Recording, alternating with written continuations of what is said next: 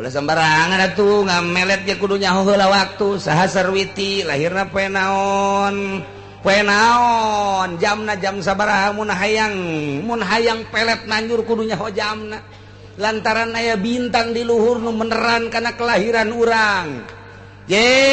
Jam sabaraha aya bintang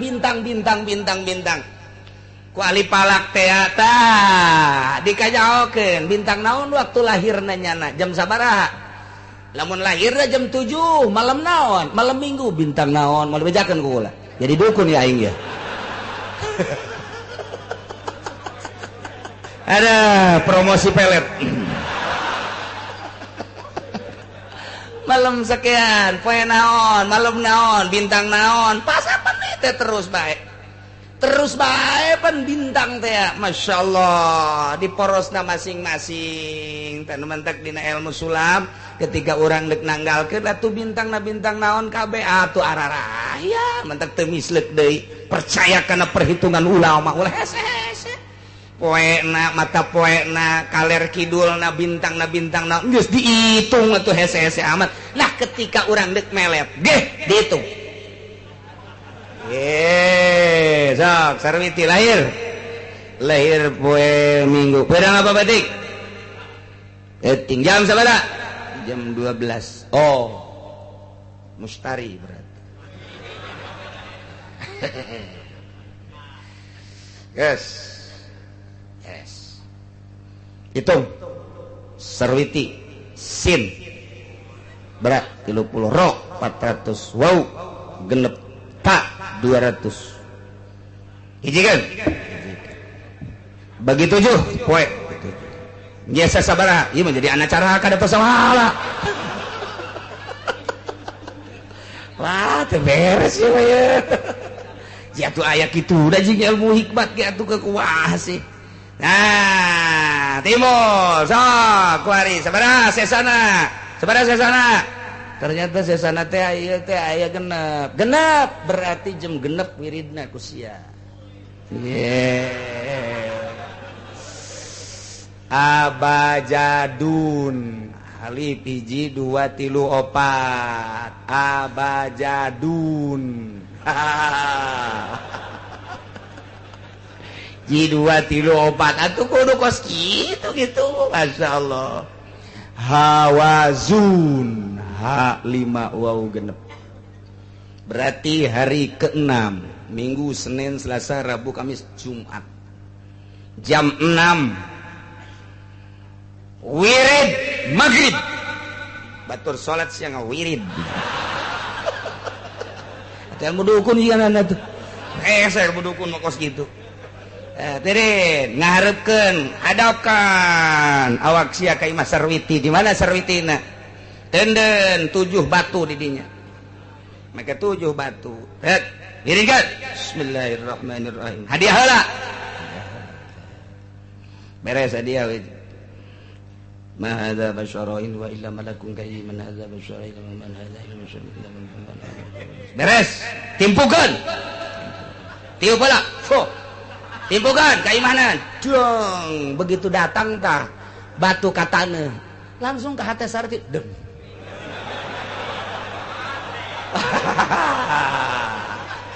asal ada ratang sia ka aing jadi wali moal dibere sia mahal ilmu aing mah kos kitu mah terus sulawaka kelanan wiride isukna batu kadua timpukeun deui teh ka arah imahna deng mulai kader saya di mana engkau berada tilu wari mahadza basyarain wa malakun karim mahadza basyarain manukun tempo gede mulai geus teu dahar kengen cak mana sia lain gara dahar sareubeuh mah bangunna ti kamari sia teu dahar tayang dahar mah can kanyawan karak tilu peuting kan 4 mahadza basyarain wa mahadza basyarain tempo gede langsung pas datang batu ke handap tek Aisyah tadi kemana ngomong Zaid emang kadangnya gitu kumaha kadangnya Asana kasep jasanya. Yo. Nyana di mana sih di mana ngomong-ngomong kasep. Masa asa dihareupeun bae Kang Jaed teh. Kamari ku sia diomongkeun. Ku ari ku sia di alem. Mak, coba nita budak gerokeun. Cak kemana tuh digerokeun teh SMS. Ku sia tuh. Aduh, geus beres 5 genep 7 geus ngagoler bae. Mamawa samping Kang Jaed. Nu tatadina ka urang teh ngajejeleh barang neuleuh urang leuwih ngajejeleh ka jore jasa. Sial sugat. Nu mantek lamun geus kos kitu lalaki mah datang ka Cisoka. Datang ka Cisoka diwirid geus pokona mah lah awe sok nyiduhan kitu mah geus wae beak ujian. Wirid 7 poe baca ku urang mahadza basyara in huwa illa malakun karim mahadza basyara in huwa illa malakun karim mahadza basyara in huwa illa malakun karim dibacana sapenting 75 baca ku urang tiukeun sarwiti cikupa puf datang urang geus 7 peuting teh ka Imam Sarwiti. Waalaikumsalam molotot bae nya nah sia kena ngomongnya nama hadza basyara. Woi, ieu mah lain manusia. Nah, mantap ya. In huwa illa jinnun. Sial orang lain mantap, orang aing pajar jin. Teu kataekan tah mah. Oh, jadi jurig buai ge. Cek kieu aing moal ngajadi ka Cilawas anu nita. Bongan aing kasinggung atuh sia teh ya. Kudu duit mulu dan teu jelas. Oh, eta urang geus asa berjuang bae. Duit masjid Ambalaya, datang ka kuari. Ih, teh ka mana? Eta berjuang kos kitu teh berjuang. Kadadan nyeun masjid di Amerika, kadadan nyeun masjid di Inggris, di Jerman, di Swiss. Atuh duit-duit masjid amankeun. Jang nyeun hulu masjid atuh tah pamimbaran. Oh, ieu mah ribu duit leungit. Tulisanna mah ja aya fisikna eueuh geus lah cek jana sok dimerolibutkeun geus mah sok diributkeun geus riweuh diributkeun geus geus mulaian dewe atuh banu diributkeun teh eta 50 juta ka mana sudah diributkeun cek jana eueuh mah duitna dibawa ku jurig danyana apaan atuh kitu bae terus bae ngan urang teu betah ku ari diserang ku Kristen diserang ku Yahudi terus bae nyana terus bae urang nu ngahudang-hudang dina ngahudang-hudangna can wayah lantaran eukeur pelukan pemerintah jeung Yahudi jeung Nasrani jalinanana eukeur indehoy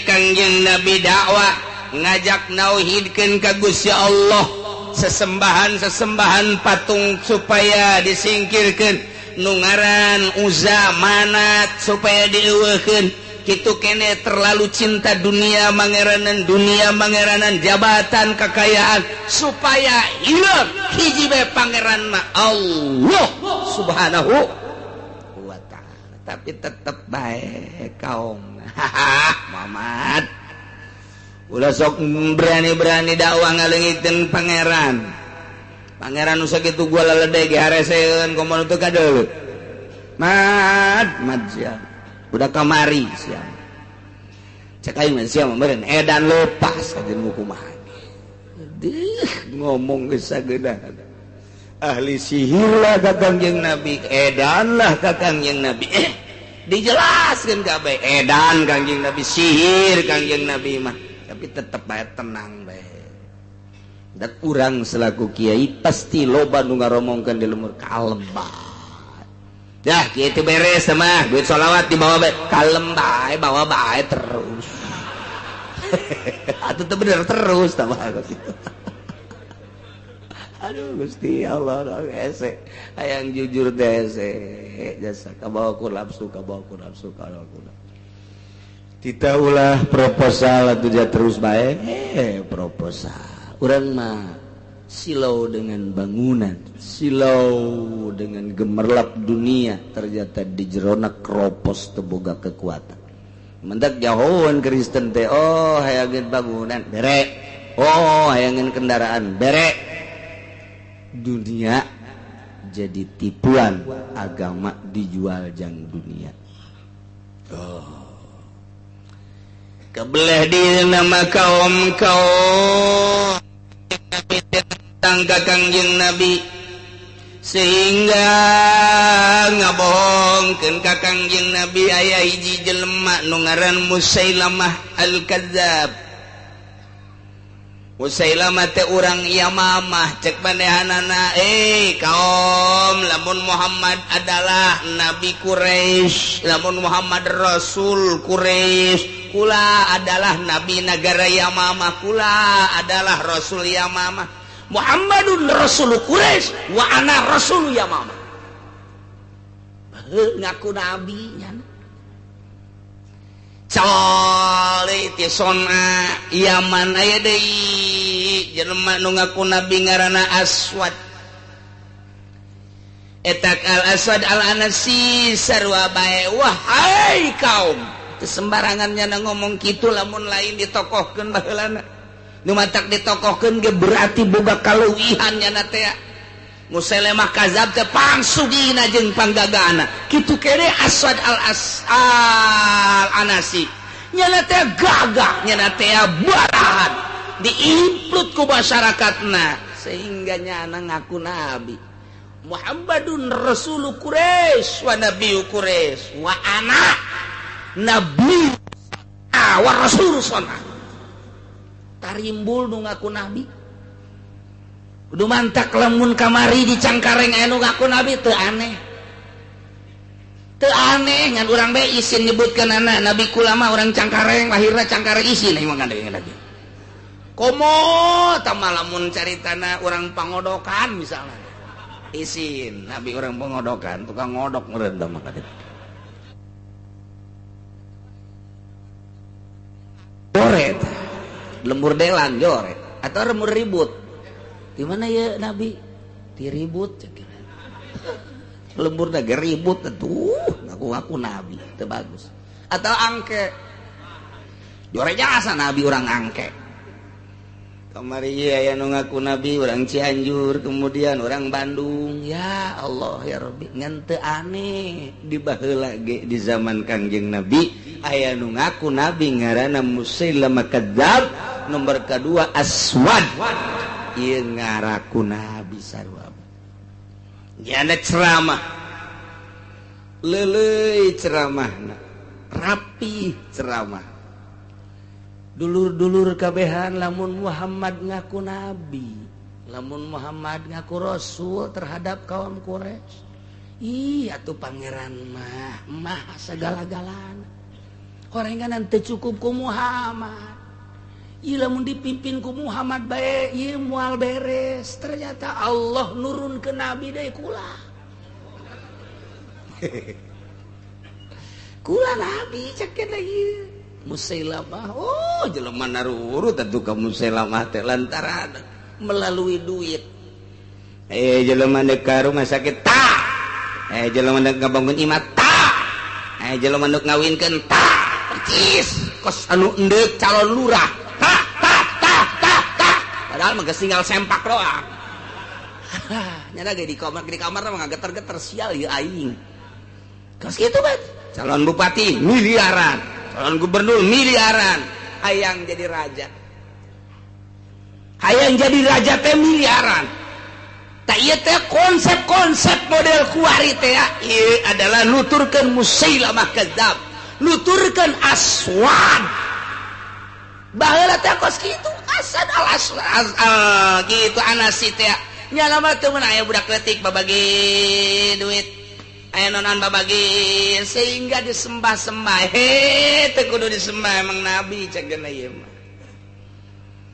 Waduh luar biasa dibeli ku nya aya jelema nu ingkar kana kanabian Musailamah kana bidatangan ku nya kurang naon ieu nabi harta ayah Muhammad ona miskin cek jana teh dek deangan naon deui mecahkeun permasalahan ayo datang ka dieu pinter Musailamah kadzab teh atuh waktu moal ngaku nabi nya lamun teu pinter mah nah kabelah dieuna ieu lantaran pengikutna loba sarua bae ternyata caknyana nabi nu bener mah ieu Muhammad mah palsu tama nabi nu asli mah ieu Musailamah disona aswad sarua bae ieu nabi nu asli mah waduh kadenge kabar kenabian Musailamah kadzab kabar kenabian Aswad al-Anasi ka Kanjeng Nabi ka Mekah bahwa dia mamah aya nu aku Nabi Musailamah pengikutna loba bahwa di sona aya nu ngaku Nabi Aswad al-Anasi pengikutna ge loba cek Kanjeng Nabi kapan ari Nabi mah dibere wahyu nyana coba tanyakeun bere wahyu tah henteu ayo coba kaumna nanyakeun Nabi Musailamah kapan ari Nabi mah dibere wahyu ai Nabi bere wahyu atuh kaum sarua kurang dibere wahyu setiap Nabi pasti boga wahyu kula dibere wahyu sarua bae ngaku nyana sarua dibere wahyu bae Masya Allah nah iyalah Al-Quran nurunkan ayat jelaskan tentang jelema nu ngaku nabi jelema nu ngabohongkeun ka Gusti Allah nu buang kawarahna deui ieu dijelaskan ku Gusti Allah dina Al-Quran waman azlamu saha jelema nu leuwih bangkawarah saha jelema nu leuwih zalim Allah moal aya hiji-hiji acan jelema nu paling bangkawarah jeung paling zalim mimman iftara tibatan jelema anu boga gawe alallahi kadiba ngabohongkeun ka Gusti Allah saha jelema nu pang biadab-biadabna pang zalimna moal aya hiji-hiji acan tibatan jelema nu ngabohongkeun ka Gusti Allah pugunyana lagi nanyain Gusti Allah tapi jangan ngabohongkeun ka Gusti Allah eta pang biadab-biadabna pang zalim-zalimna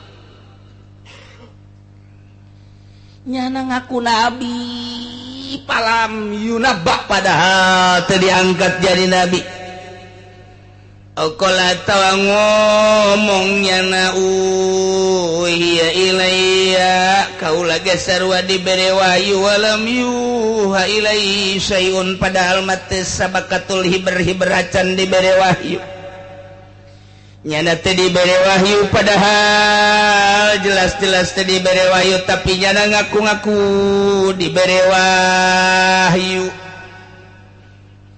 kumaha tah nembongkeun wahyuna nyana lamun nyekel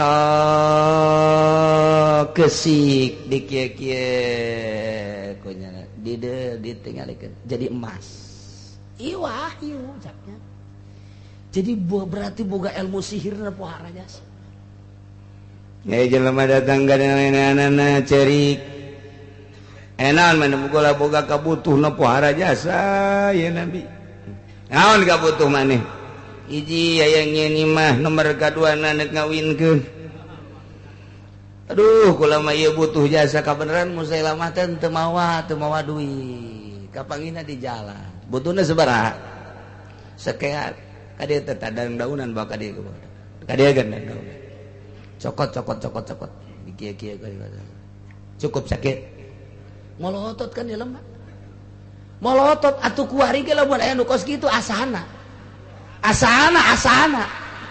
panggeulana Cikupa rempang Cikupa jehe atuh kuari ge Masya Allah lamun daleuk itu tercengang urang atuh dikitu gedang daunan cukup sakit atuh geus teu nganabikeun ku nabi ieu mah nabi wahyu eta teh cek jangan sihir teh disalahgunakeun diwahyukeun atuh moal pati-pati badahanana ngomong diwahyukeun lamun teu boga kamonesan panas cuaca teh bebeja nabi ieu panas jasa eueuh cai oh yang cai geura balik Geura balik ka ditu deuleu sumur nu aya di sisi imah aya cai dia sarua nyara ge atuh boga kamonesan lapor ke Kangjeng Nabi bahwa Musailamah kadzab teh seperti kitu lapor ke Kangjeng Nabi bahwa Aswad Al-Anasi teh seperti kitu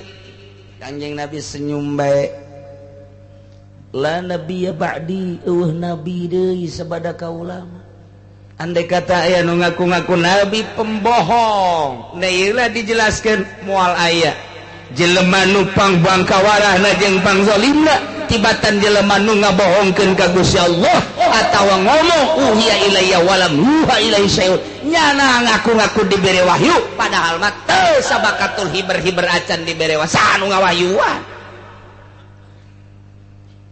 atawa tibatan jelema nu ngomong kieu saunzilu mithla ma anzalallah kaula bakal nurunkeun sakumaha nu diturunkeun ku Gusti Allah ngageugeuykeun ka Gusti Allah lamun Muhammad dibere Al-Qur'anul Karim nurunkeun Al-Qur'an ti pangeranna kula ge ke bakal nurunkeun sakumaha nu diturunkeun ka Muhammad engke bakal aya nu ngabanding Al-Qur'an teh bakal aya cakena ya Allah ya Rabbi pan eta buang kawarah jasa teu kira-kira eta teh jelema nu kos karari itu jadi lain kuari bet tiba lagi Kangjeng Nabi na aya kene geus muncul nu kos karari itu ieu lah jelema anu ngageugeuykeun ka Gusti Allah ngageugeuykeun ka agama Allah ngageugeuykeun ka Rasul Allah yakni ka Kangjeng Nabi Muhammad sallallahu alaihi wasallam ulah kaget tiba lagi geus aya nya ngomongna kieu launa sya'u laqulna mithla hadza lamun hayang mah ieu Nabi Musailamah ge atuh bakal bisa kos Quran ngan teu hayang bae bodoh ngomong sakeunana bae atuh kabanding Al-Quran teu gampang kos kitu sapira bahasa ngan lah sakada geus teu kudu main kos kitu wah emang hese jasa lamun geus setan nyulusup ka awak hese lamun geus jurig newo-newo nyulusup ka awak atuh geus hese masyaallah ulah-ulana naon kakara kadatangan ku ahli partai bae ge urang geus silau atawa ku tim sukses Assalamualaikum salam Kiai hadeuna aya di mah alhamdulillah tara ka mana-mana kiai mah alhamdulillah gue lagi resep kaki nu tilok kau mana teh selah bagus tilok kau mana lah ke bagus hese cenah angan jelema ku ari teh adur-aduran bae ke kade-kade itu ieu ti mana ya abdi ti di jati lah caket teh kana ieu urang mun nyaritakeun nagara cak nya rarese ku ari teh urang hayang boga pamimpin nu rada bener we sakiana teh oh bener teh teu aya kitu mah rada bener sakiana urang ngeunangan we aya kegiatan-kegiatan urang bisa lapor ka manehanana junyana itu bisa ngabantu ka urang jalan-jalan supaya rapi budak sakola tuh supaya ngarareunaheun sakolana pendidikan formal jeung non formal teh supaya kujada diurusan we teh memang kos kitu tah nya kula ngaharepkeun ngan ceuk kula asana aya ieu nu bakal waduh mulai ngomongna aya saha kira-kira eta nu bendarana koneng teh eta lah masyaallah mudah-mudahan asana neuleuh ka hareupna cemerlang waduh Kiai anu geus asup kiai anu geus asup kiai anu geus asup kiai anu geus ngadukung malah itu mangan dibere sakadar 10-20 juta ka kiai malah ieu mah emang nyana mah barahan jasa ieu awalan tah sakieu engke datang deui engke bakal datang deui ieu mah kakarak perkenalan doang engke bakal datang deui ka dieu malah jeleumana ge bakal ka dieu engke bakal ka dieu isi mah kakarak perkenalan bae kula datang deui mah demi umat bae wadah eta ya kunti anakan teh ya ngomong gitu teh amis jasa menang 10 poe datang deui Waalaikumsalam ye ieu majelis kudu diomean ieu bala locor kieu teu bagus lah mending rak-rak ganti nu anyar iya tuh dana nanti ulah mikiran dana calon pemimpin urang teh kaya nya nama kuari teh ger waduh memeh nage kuari geus daek kabangun komo engke geus si rak-rak bae lah sagede sepir sagede kieu geus tenang kula tanggung jawab geus pokona mah dia tuh aya bisa mangos kiai mah cicing si dakep si nuku tunggal tak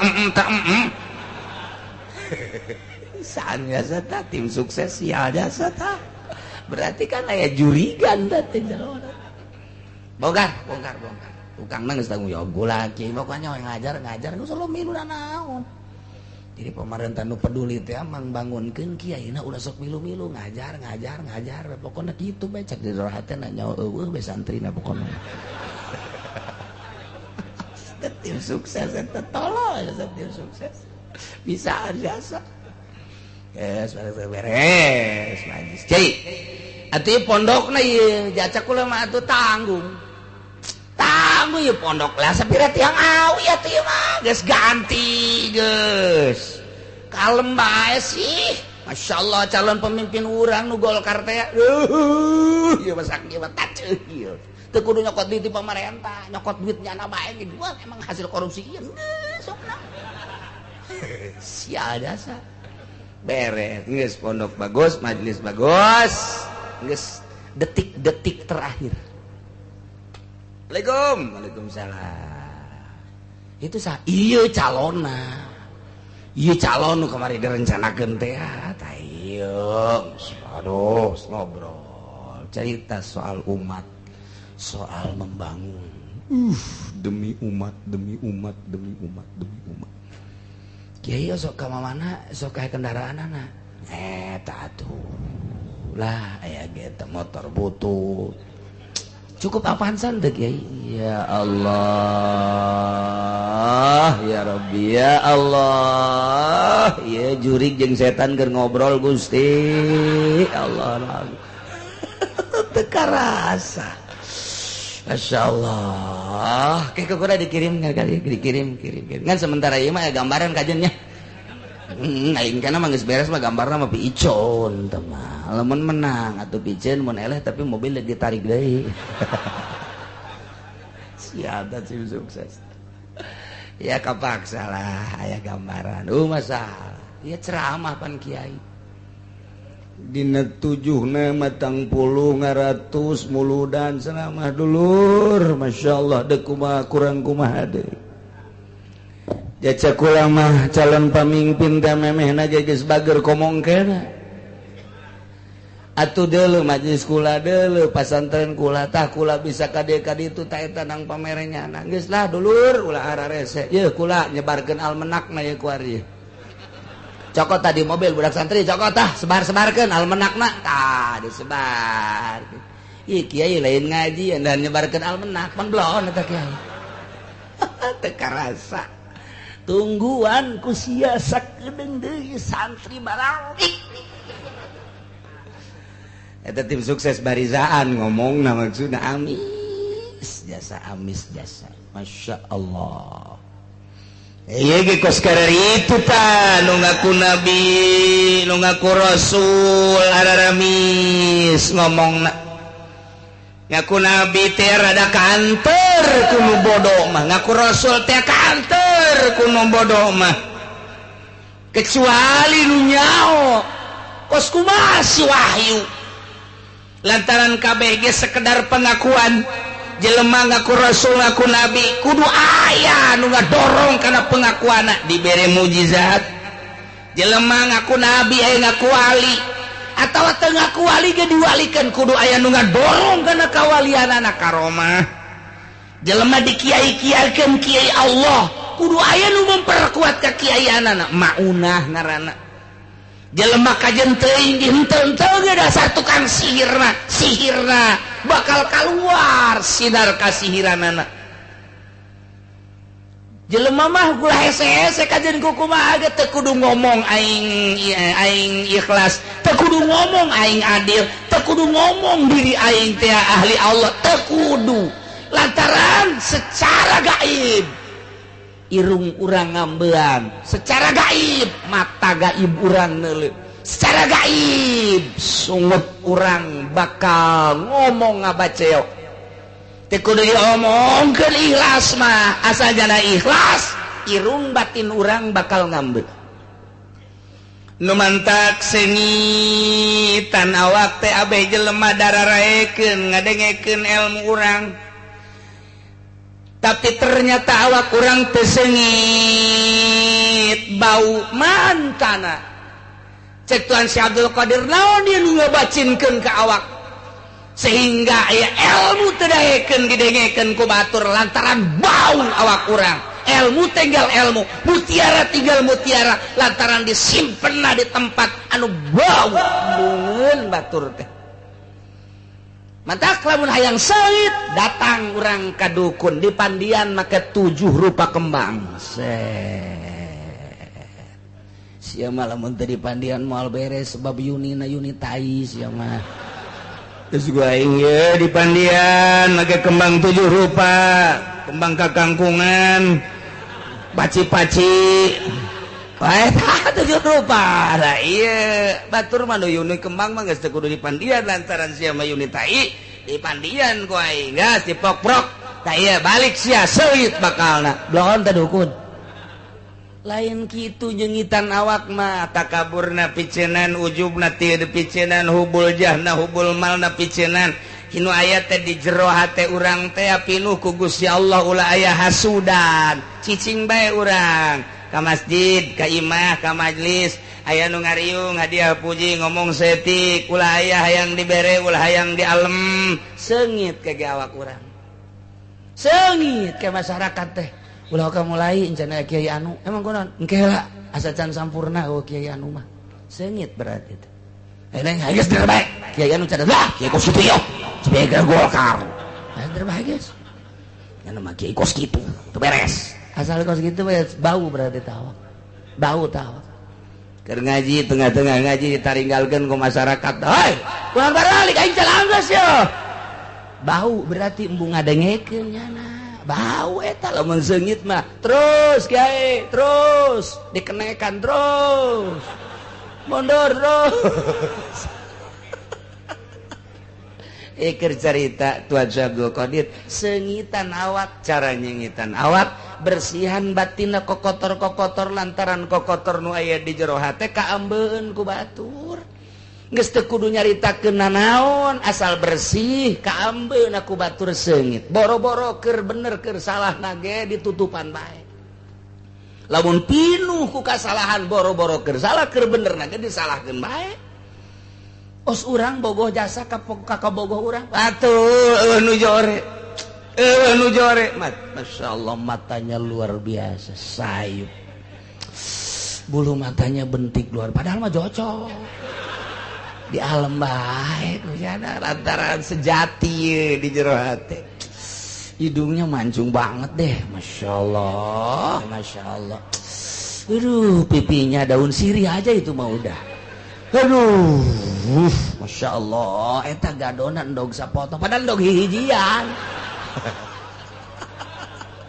ya lemah kurang Gusti Allah tah kos kitu asal bersih di jero hate urang ngalem urang cintana bersih keur carita cinta di alam bae ku urang carita ilmu Allah geus araya kabeh tinggal dibersihan batin bakal seungit teu kudu ngomong bos kitu mah engke ge seungit jak lauk neangan cai jak sireum neangan amis selalu kitu bae ada gula ada semut ada air ada ikan aya ikhlas pasti ngarambe jelema kajen kukumaha ge mararenta asal ikhlas ge ulah aya nanaon bersihan batinna teu kudu umang omong-omongkeun batur bersihan batin nyesep engke lamun aya partai nu datang ka ieu mah wah ieu penyakit sial aya tim sukses datang ka ieu mah teh ngajak ulah sok ngajak ka aing deuk belajar bersih deuk mere sabaras ya ka aing 20 juta 50 siap aing tolol teh kiai blow on eta mah ablaul blon teh mah. Malah adu tawar. ya Karim jasa ya nah, artinya kita kadorong nabi diberi mukjizat sebagai dalil wali diberi karomah sebagai dalil nu matak diberi karomah teh bersih batinna ulama diberi maunah nu matak diberi kepercayaan ge ku Gusti Allah maunah eta teh sambarangan batinna bersih. Teu bisa main-main kos kitu teh bisa dipaksakeun kajen ku kumaha ge nyana ngaku-ngaku aing kiai aing ustad jero batinna geuneup eueuh pendorong sebagai dalil atuh hese bae kajen ku kumaha ge nah ieu kudu bodoh mah karomah pajar mukjizat karonan mah sihir pajar karomah bodoh ngaranna ge medak Musailamah kadzab pesihir anu luar biasa aswad pesihir nu luar biasa atuh nu nuturkeun anu teh jauh ka hitut bau cak cenah hitut teh seungit nu teu bisa ngomong cau au atuh da talu turkeun mantep kiai nu dakwah teh dituturkeun bae yo orang kadinya bae ayo jabangsana eureun pencalonan bupati mulai ku ari masyarakat utang hitung aing moal ngaji ka nyana lah kunaon ya ngajina kos kitu nya mah nya mah lamun aya ramean karek milu ramean mah tilok nya mah malaman nya mah sok ngomong-ngomongkeun kieu nu bener mambus deleukeun kiai hajumbu tatanggana ge moal ngaji ka nyana aing mah ngaji ka ditu bae kurang dah beres mah ngaji yang dibayar mah lulu aing bae ku nama capek dititahan ku nyana nyebar-nyebarkeun almenak sial nyana mah nu dibere duit aing mah henteu tadina teu kurang dibere ta ku kiai mun diongkosan mah malah ngomong kitu nyana ge moal eta gara-gara lu mas tah sebarkeun bere ka tetangga duit teh dibere salah ta kiaina blon ta kiaina moal beres kajen ku kumaha ge asal geus lain cekelanana bae nu kuduna nyekel takrib riyad alfiyah fatul muin ku ari nyekel almenak moal beres kajen ku kumaha ge tatanggana ge moal dekeun ngaji kajen kumaha ge sebab akur jeung nyana walau tara kulon jadi kadinya dinya nya walau tara idh zalimuna fi ghamaratil mauti wal malaikatu basitu aydihim Muhammad lamun anjeun ningali niscaya anjeun bakal kaget dedeuleun nu pohara idh zalimuna ketika nu zalim nu tadi dicaritakeun tilu rupa hiji jelema nu ngabohongkeun ka Gusti nomor kadua anu nyana ngaku-ngaku diberi wahyu padahal teu nomor katiluna anu ngomong saunzilu mithla ma anzalallah bakal nurunkeun sakumaha anu diturunkeun ku Gusti Allah ka anjeun yana Al-Qur'an eta jelema engke di akhiratna ketika anjeun leupi gomaratil maut beh heula di duniana katutupan ku maut sakaratil maut nyana keur sakaratil maut wal malaikatu basitu aidihim malaikat nenggeulan make leungeunna ditenggeulan dipeupeun akhriju anfusakum geula kaluarkeun roh maneh ku hese-hesena roh teh embungeun kaluar padahal tugas malaikat ngan bahasa malaikat teh sogol tanipan sogol geura kaluarkeun ku sia roh kaluarkeun artinya serahkeun ka aing ulah dihese-hesekeun ku bisa bahasa kos kitu kunaon gitu lantaran jelema dina sakaratil maut teh macem-macem tingkahna sakumaha anu datang ka Kangjeng Nabi Ayub alaihis salam pernah datang tamu ka Kangjeng Nabi Ayub wakila ka Kangjeng Nabi Yunus assalamualaikum waalaikumsalam dari mana ente? Ana dari langit. Jangan main-main loh. Iya saya betul dari langit. Laser Nabi. Duduk. Iya. Benernya nanti langit malaikat berarti. Mau makanan nyana. Roti, korma, susu, cai, disuguhan. Kita sama-sama makan itu kudu diomong kok dites wae ku Nabi Kanjeng Nabi Ayub langsung Oh, seribit. Silakan. Cicing baiknya. Enggak saya. Itu tuh kormanya. Ini korma mantap ini. Kanjeng Nabi nyokot, ada har korma gitu. Jangan tetep bae cicing bae. Ganti cai kopi. Set. Kanjeng Nabi. Silakan kopinya, Pak. Saya enggak. Emang ente dari mana sih? Saya dari langit. Coba makan dulu. Oh enggak, saya kan malaikat.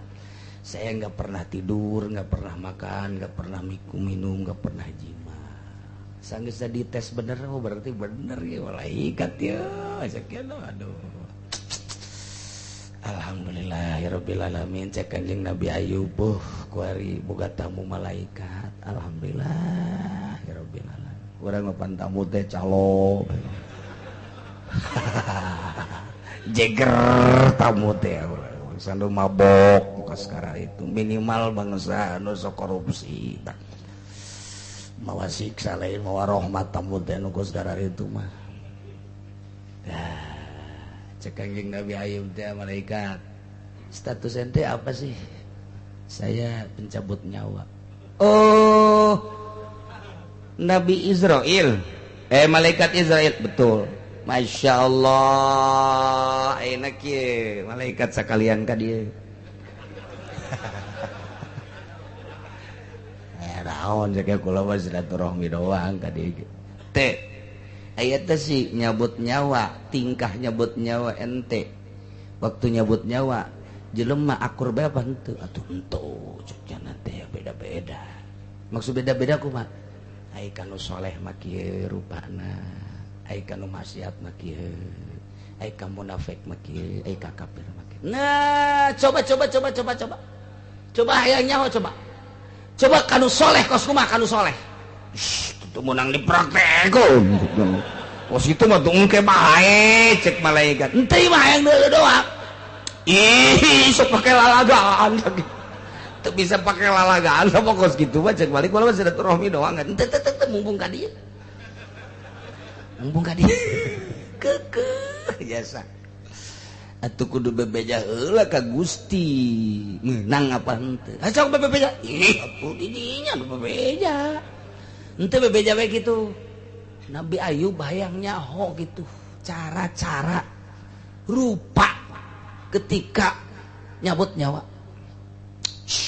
Bae sieun atuh henteu ayu bebeja bae geus ka ditu atuh eledet bebeja malaikat ya Allah ya Rabbi aya hamba Gusti nu diangkat Nabi ku Gusti Ayub ngaranna sanggeusna anjeunna ritu naon muriang sakitu panas paparahna ku ari pancageur diangkat jadi rasul.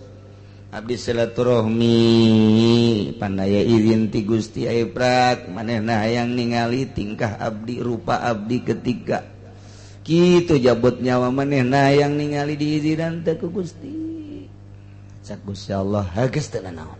Nah kumaha cek ngalu diizinan coba kanu saroleh kos kumaha peureum Kanjeng Nabi Ayub beda barang bentak rupa malaikat teh Masya Allah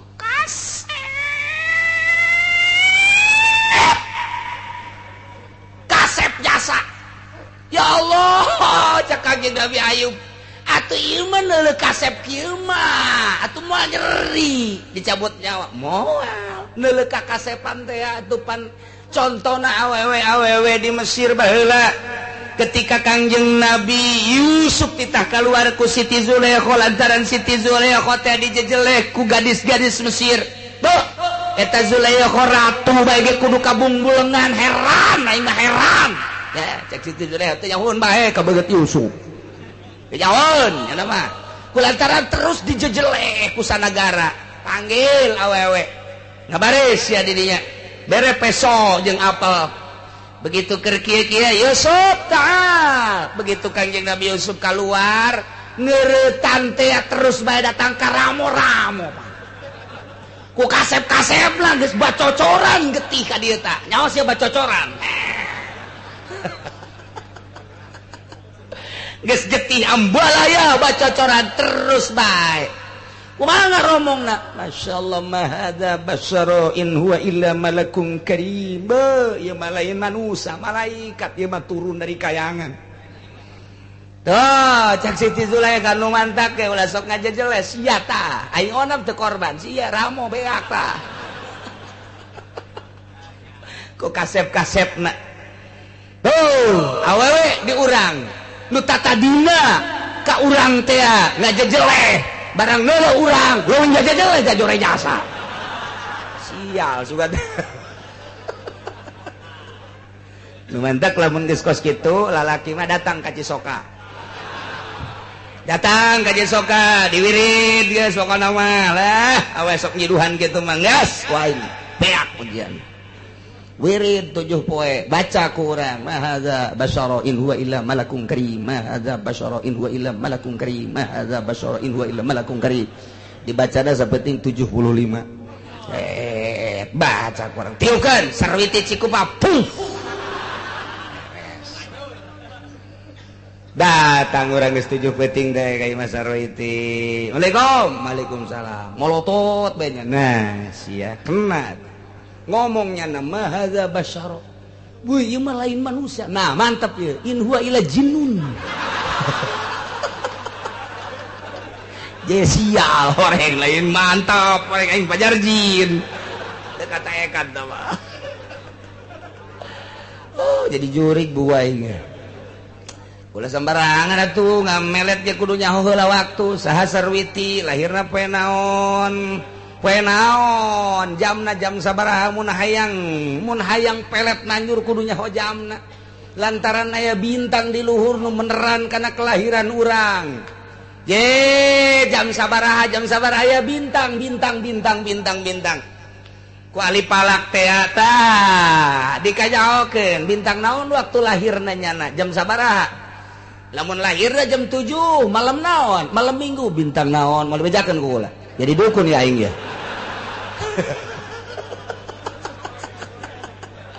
malam sekian poe naon malam naon bintang naon pasapan teh terus bae pan bintang teh masyaallah di porosna masing-masing teh mentek dina ilmu sulam ketika orang dek nanggalkeun atuh bintang naon kabeh atuh ararah ya mentek teu misleuk deui percaya kana perhitungan ulama ulah hese-hese poena mata poena kaler kidulna bintangna geus diitung atuh hese-hese amat nah ketika urang dek melet geh diitung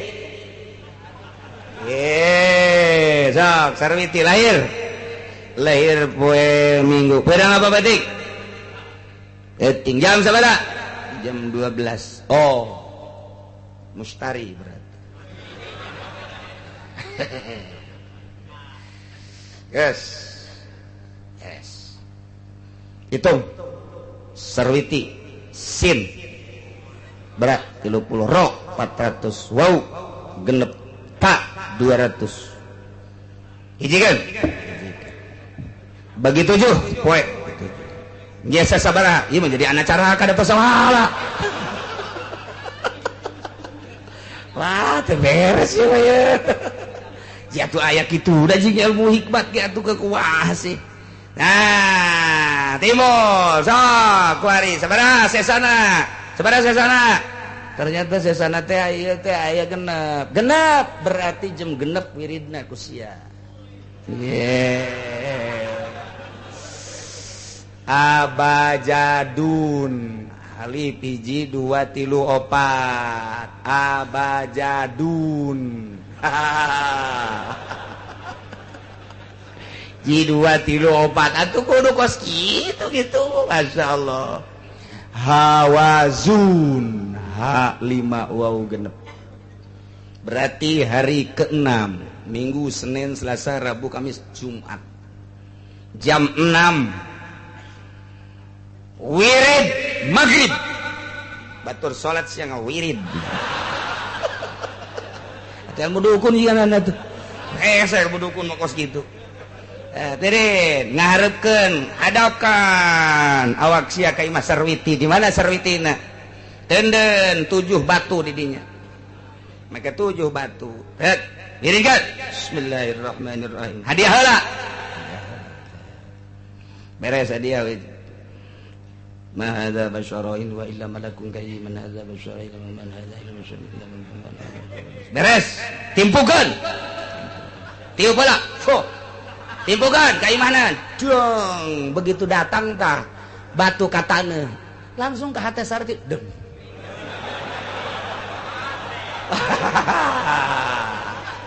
asal ada ratang sia ka aing jadi wali moal dibere sia mahal ilmu aing mah kos kitu mah terus ulah waka kelanan wiri deui isukna batu kadua timpukeun deui teh ka arah imahna deng mulai kadeure oh saya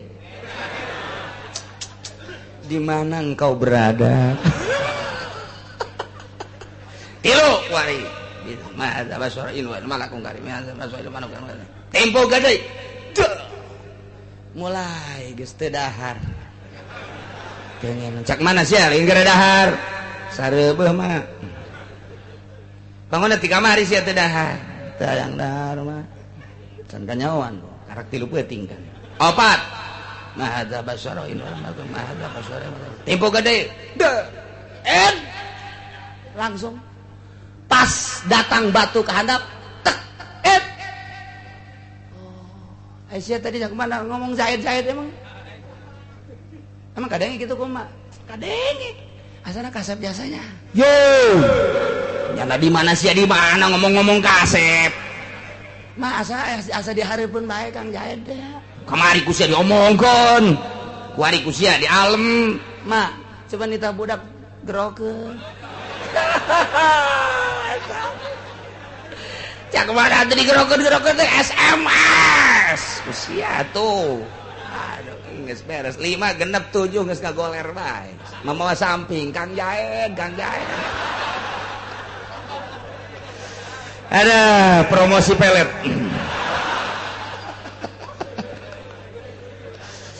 gas sama mulai teruskan sama kos gitu ilmu jurig mah ulah sia moal beres ya kajian ka aing datangnya moal kajian ku komaha ge aing mah eta mah nyaritakeun ahli hikmat kos kitu teh pagaweanna jadi ulah sawirid-wirid lain itu model kasugihan wiridana mah eta bae tapi tanya heula sangaran anu lahir anu oh sia itu berarti hitung tek oh lamun dek dewere wirid malam anu sia ngawiridna jam sakitu. Wah, di wirid ujian anak, masya Allah, jualan naon laku, baik. Eta, kudu tepat heula. Eta betul cina kiai mah moal beres sarua. Dikira meren moal, sebab can kadeuleun niat bener na. Doraka lamun geus diat benerna bener lempeng jasa jangan bangun pasantren jangan bangun masjid jangan bangun kakarak atuh ieu mah sapira deuk kawin deui ka Karawang diserahkeun ka sia bae geus pokona mah jadi jam-jamna sarua nyieun azimah ge saha ngaranna jadi nyieun asihan segala rupa ge di deuleu lahirna jam sabaraha etalah ilmu perdukunan. Mantak nu calon lurah mah bego datanglah ka dukun ya menang bandera naon sia biru paenaon dia makalna minggu biru minggu wow berarti sia kudu kaluar ti imahna jam 4 teu meunang jalan hareup kudu jalan dapur makanya di dapurna aya sumur di dinya lain menang ngubrus ya ka sumur beres gas kukurubusan los keluar kudu jam 4 bae hayo asal karuar ti imah bae geus sia diuk di mana bae masalah geulanan tah lamun keur ada maribis menang sia tapi lamun centrang bae eleh sia kajian ku kumaha ge menang berem ilmu dukun mah kos kitu aju supaya yang menang aya elahna nu penting dukun mah tolol eleh na dukun kos kitu kekekekekekekeknya ieu ari lamun anu kanu maksiat bareng begitu bareng bedak wah molotot kangge ngabi ayu lantaran rupana nya jore jasa rupa nanya bau rupa teh Kanjeng Nabi ayu teu kuat langsung keleng dirobah deui malaikat maut ngarobah aya 10 menit hudang ku kulisika kumaha eta rupana eta tawa boro-boro dicabut nyawa tah neuleuna ge geus angker kos gitulah terus munafik terus kafir coba kafir hareup bentak barang bentak Kanjeng Nabi langsung ngejedak we wah asana cek malakal mati mah paeh memeh dicabut ya aduh jadi geus paeh teh heula ya geus tah beudang 10 menit kulasa kulisi udang Kanjeng Nabi Ayub ngageledak deui lantaran pohoan malaikat maut can robah aduh tadi malaikat ngalalaga jelema mah cek bakal lopan ngegeledak deui aing can robah aduh geus beunang 10 menit kukulisikan deui diudangkeun Ayub pulang gara bentak moal wakak geus robah tancan geus robah geus bener geus enggak pinsan deui asa da cek gara geus emang geus bentak bener asli deui beuh cek Kanjeng Nabi Ayub berupa nu eta mah parah amat ini kemasian lagi luar biasa hiji kulit dah hideung sakumaha seng kastrol hideung nomor kedua keluar ti sabulu-bulunana nomor katilu buukna ganti kuari jadi kawat ngerumbai ka handap tina mata kala luar getih pika sieun pika ijideun nu mantak loba kafir mah kafir lulumpatan deuk sakaratil maut lompatan jeung bae nu sapoe 2 poe 3 poe kafir mah saminggu sakaratil maut nanti lantaran ieu tah walau tara idz zalimuna fi ghamaratil maut lamun anjeun ningali Muhammad niscaya bakal ningali pohara jasa izi zalimuna ketika nu zarorim nu tadi kalalapir nu buang kawarah aya dina keur sakaratil maut wal malaikatu basitu aidihim malaikat langsung nakolan meupehan ka awak-awakna kawak-awak jelema nu zalim nu endek dicabut nyawana cak malaikat akhriju anfusakum geura kaluarkeun nyawa ya negara pasrahkeun sia nyawa sia ka aing litakuna qabidah ku aing deuk dicabut mangkaning make rupa nu model kos kitu masyaallah wahara jasa kitulah tingkah malakul maut mentek kaya jelema nyandung nu kolot jeung nu ngorah pas giliran ka nu kolot bapana datang giling anakna lompat bae ka mana mama diharap sama malakal maut siapa nya malakal maut cak kiai ge tuh malakal maut tuh orang di deuleu bapak sia tah mah sugan teh malakal maut jah hideung ceuk teh orang bapana hideung iku anakna pajar malakal maut ya hiji hideung kaduana marah bae di imah katilu terak mare duit kos malakal maut kos gitu cak mana mah bapak sia teh mah lain malakal maut ngan sarupa jeung malakal maut sial jasa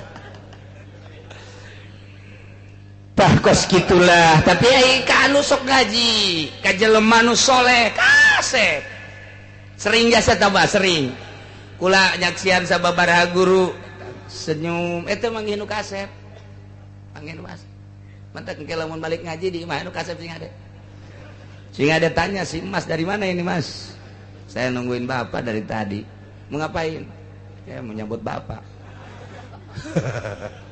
yang bener nih bener tapi bisa tuker sama mbak. Wah siapa lain malakal maut meren ini mah orang Blitar meren ini mah tanya si ade tetep urang geus ngagoler kieu teh rupa-rupa engke bisikan-bisikan rupa-rupa nu dararatang dedeleuan rupa-rupa engke tah ieu lah saat-saat terakhir urang nyuhunkeun ka Gusti Sing Hade supaya husnul khotimah geus ulah eureun-eureun maca la ilaha illallah ketika napas urang geus pendek geus ulah la ilaha illallah Allah Allah ba Allah Allah Allah Allah tah aing ngaji mah tah urang nyaho tah geus deuk aya deuk eueuh anu nalkinan urang pancegkeun hate urang geus ulah make la ilaha illallah geus napas rada hangkeut mah langsung we Allah Allah Allah Allah Allah terus we hate urang teu kudu aya soraat Allah Allah Allah Allah Allah Allah terus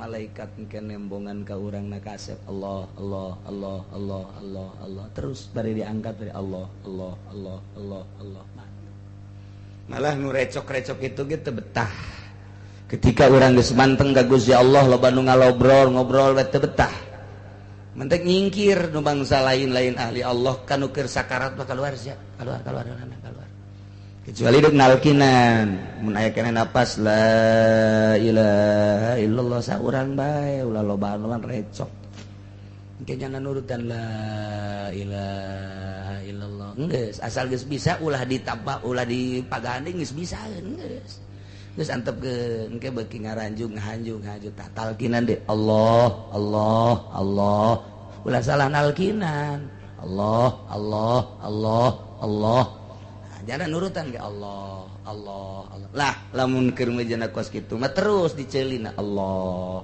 Allah mun bapa urang uwa urang imang urang kebenaran urang hadir sakaratil maut kos kitu nalkinana tah Allah Allah kenyana nurutan Allah Allah Allah laqinu mautakum bejaan hurukan talkinan jelema nu endek maut laqinu mautakum la ilaha illallah mun masih kena napas panjang la ilaha illallah lamun geus pendek Allah Allah Allah Allah tuh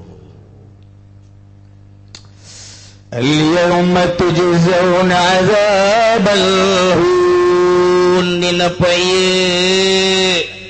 maneh bakal dibales make siksa anu hina nu pohara bima kuntum taquluna perkara nu aranjeun ngararomongan Allahi ka Allah ghairul haqi teu bener ngomongna sagala ngaku nabi sagala ngaku diwahyuan sagala ngaku-ngaku dek nurunkeun kitab nu sarua jeung Al-Qur'an asa bangkawarah teh kuari bakal disiksa sia dibales sia wa kuntum an ayatihi tastakbirun jeung aya anjeun gumede sombong terhadap ayat-ayat Allah tidak iman ka Gusti Allah nah kuari balesanana al-yauma tujzaun masyaallah eta keur carita nu kalalapir buang kawarah kos kana itu kamu munafikin jeung pasikin sarua nu maksiat ge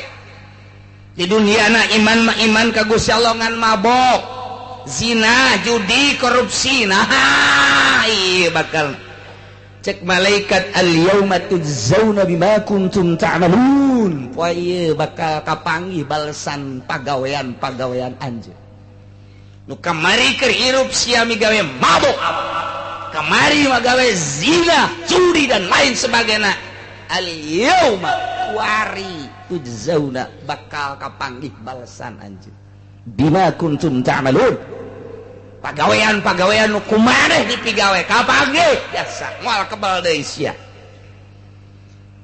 bungkus pandian bungkus salaten mun kafir mah langsung pasek atawa ki tumbak siap geus bungkus pandian bungkus salaten datang ke jero kubur geus kapanggih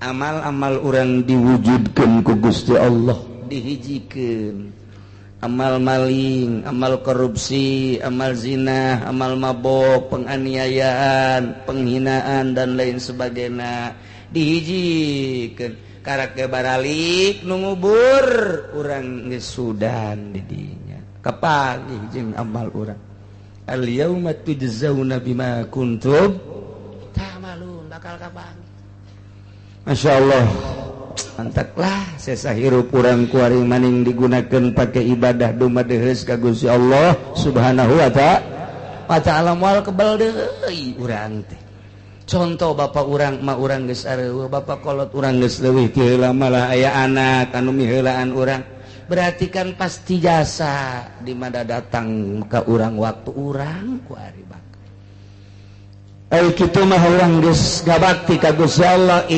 boga harta geus disalurkeun boga ilmu geus disalurkeun jaba eta ku urang dipigawe segala rupa urang geus gabakti ka Gusti Allah tinggal nyanggakeun sadaya-daya Gusti titipan Gusti ku abdi parantos dilaksanakeun abdina atuh parantos dilaksanakeun sabisa abdi salat abdi sakieu bisana haji sakieu bisana ngazakat ngaji jeung sajabana tapi pan Gusti harapan abdi tak berharap ka Gusti Allah tapi ngalaksanakeun eta mah mas mantep lamun berharap ka Gusti Allah bari teu ngalaksanakeun nah ieu siksaeun Allah